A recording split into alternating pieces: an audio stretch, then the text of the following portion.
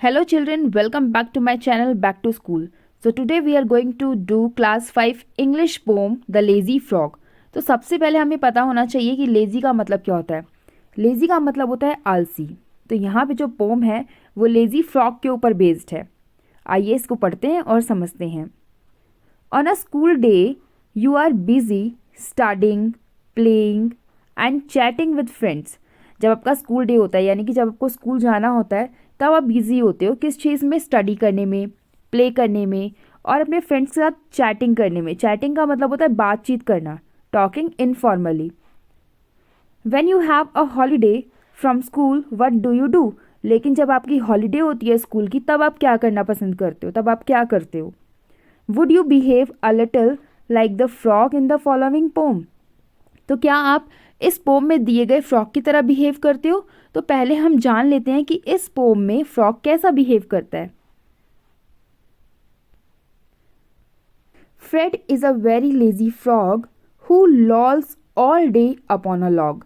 जो फ्रेड है, फ्रेड जो है फ्रॉग का नाम है, और फ्रेड बहुत ही लेजी फ्रॉग है जो कि क्या करता है, लेटा रहता है पूरे दिन लॉग के ऊपर। लॉग क्या होता है, लकड़ी का लट्ठा।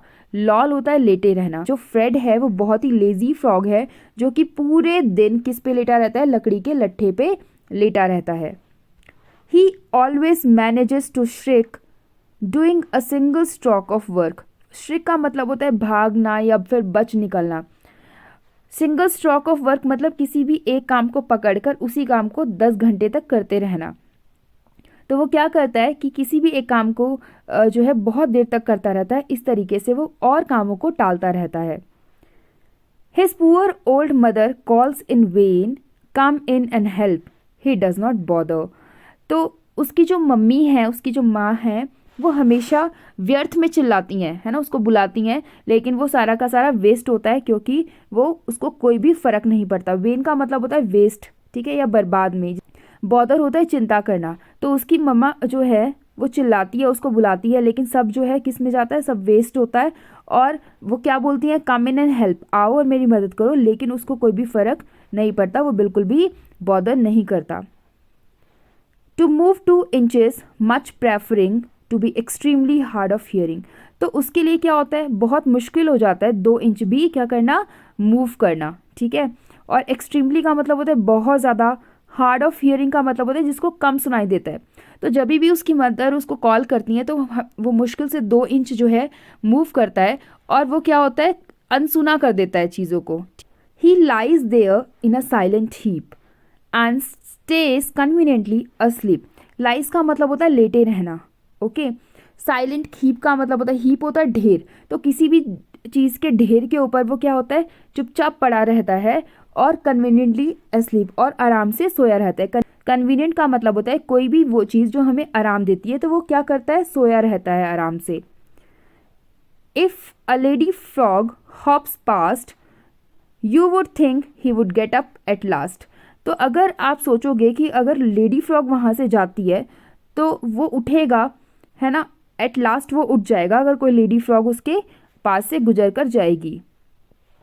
क्या करने के लिए, to bow and help her on her way, ताकि उसको नमस्ते बोलने के लिए, बाव होता है झुककर प्रणाम करना, ठीक है। तो वो उसको ग्रीट करने के लिए उठेगा और उसको रास्ते में हेल्प करने के लिए उठेगा। हमें ऐसा, आप ऐसा सोचोगे, but no I am ashamed to say, लेकिन नहीं, मुझे, अशेम्ड का मतलब होता है शर्म आना, कि मुझे ये बताते हुए, कहते हुए शर्म आ रही है, that when a lady frog comes by he does not open up one eye, कि कोई भी जब लेडी फ्रॉग वहाँ से पास करती है तो इवन देन वो अपनी एक आंख भी नहीं खोलता। तो ये मैनर, किसी को भी रास्ता बताना एक मैनर वाली बात होती है। तो यहाँ पे जब फ्रॉग के आसपास कोई लेडी फ्रॉग जा रही होती है तो वो उसको रास्ता बताने के लिए अपनी एक आंख भी नहीं खोलता, यानी कि वो बहुत ज़्यादा क्या है, लेज़ी है। तो यहाँ पे हमने कुछ न्यू वर्ड्स देखे हैं, जैसे कि लॉल। लॉल्स का मतलब होता है लेटे रहना, किसी जगह पर लेटे रहना। लॉग होता है लकड़ी का लट्ठा, ठीक है, जो पानी में तैरता है। श्रिक का मतलब होता है किसी काम से भागना या फिर बच निकलना। वेन का मतलब होता है वेस्ट में, ठीक है, बर्बाद, कोई चीज़ वेस्ट हो रही है, बर्बाद हो रही है, तो उसको हम वेन बोलेंगे, व्यर्थ में।